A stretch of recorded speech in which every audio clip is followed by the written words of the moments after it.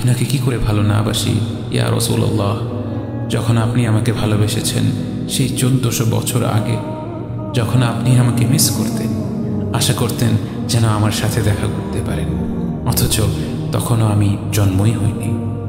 সেদিন সাহাবীরা আপনার চোখে পানি দেখে বলল, ইয়া রাসূলুল্লাহ, আপনি কাঁদছেন কেন? আপনি বললেন, আমার ভাইদের খুব দেখতে ইচ্ছে করছে। সাহাবীরা বললেন, আমরা কি আপনার ভাই নই ইয়া রাসূলুল্লাহ? আপনি বললেন, না, তোমরা আমার সাহাবী। আমার ভাই হলো তারা যারা আমার পরে আসবে এবং আমাকে কখনো না দেখেও তারা আমাকে বিশ্বাস করবে। মৃত্যুশয্যায় শুয়ে আপনার অন্তরে এই চিন্তা ছিল যে আমাদের পরিণতি কি হবে। উম্মতি উম্মতি বলতে বলতে আপনি আপনার রবের নিকট ফিরে গিয়েছেন। আজ আমরা আপনার উম্মতের অংশ।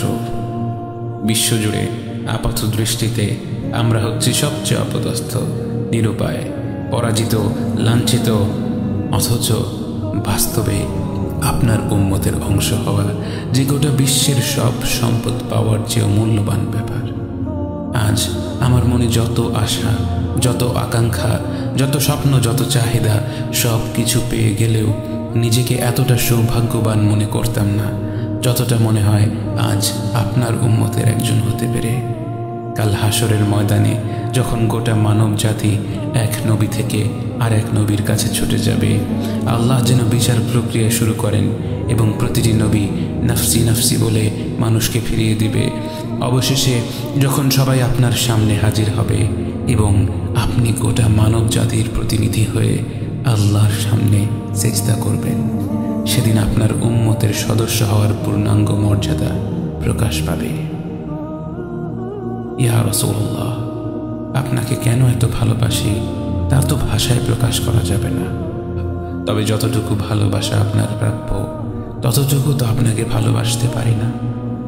কথায় আপনাকে যতটা ভালোবাসি, কাজে তো তেমন করে ভালোবাসতে পারি না। আপনার সুন্নতের অনুসরণ করি ঠিকই, কিন্তু ভিন্ন মতের অনুসারীদের সাথে ঝগড়া না করে থাকতে পারি না। ইবাদতটা নিয়মিত করতে পারলেও এবাদতে আপনার মতো আন্তরিকতা আনতে পারি না। বাহ্যিক বিষয়ে আপনার অনুসরণ করতে পারলেও চারিত্রিক দিক থেকে তো আপনার কাছ থেকে শিক্ষা নিতে পারি না।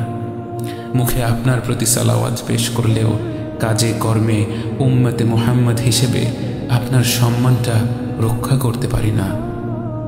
রাসূলুল্লাহ, হাবিবুল্লাহ, নবিয়ুল্লাহ, ইয়া মুস্তাফা, আমরা তো আপনার উম্মত হবার যোগ্য নই, কিন্তু আপনার রব তো সবচেয়ে ক্ষমাশীল। তিনি তো আমাদের যা প্রাপ্য তার চেয়ে অনেক বেশি অনুগ্রহ প্রদর্শন করতে সক্ষম।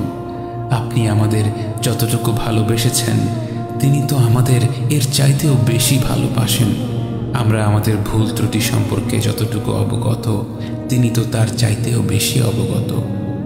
আমাদের রবের অনুগ্রহের দিকে তাকিয়ে অন্তরে আপনার প্রতি যতটুকু ভালোবাসা রয়েছে সেই ভালোবাসার দিকে তাকিয়ে আজ বুকে আশা বেঁধে রই, খুব শীঘ্রই আপনার দেখা পাবো ইয়া নবী আল্লাহ। খুব শীঘ্রই হাউদে কাউসারের পাড়ে আপনার হাতে তৃষ্ণা মেটাবো ইয়া হাবিব আল্লাহ। জান্নাতের নির্মল বাগানে অনন্তকালের যাত্রায় আপনার সঙ্গী হয়ে ঘুরে বেড়াবো ইয়া রাসূলুল্লাহ সাল্লাল্লাহু আলাইহি ওয়াসাল্লাম।